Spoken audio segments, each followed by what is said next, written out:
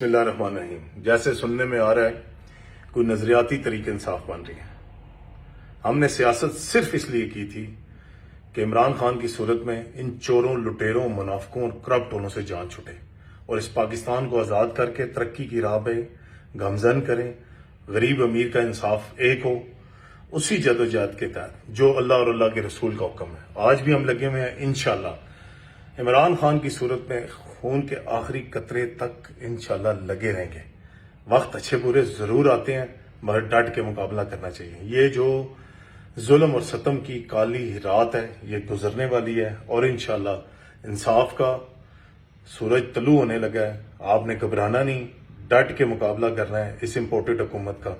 बाकी पाक फौज हमारी है, पाक फौज के एक एक नौजवान के हम साथ खड़े हैं। पाक फौज के बारे में ना हमने पहले कोई ऐसी बात की है, ना हम करते हैं।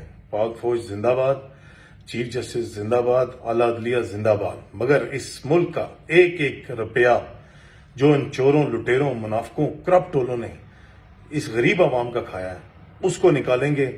जो ये जुल्म करते रहे हैं, जो ये बेइंसाफी करते रहे हैं, उसका एक एक पाई का साथ लेंगे। और इमरान खान की सूरत में फिर एक दफा हम मुतहद हैं और इमरान खान के साथ खून के आखिरी कतरे तक हर कारकुन खड़ा है। बहुत बहुत शुक्रिया। अस्सलाम वालेकुम।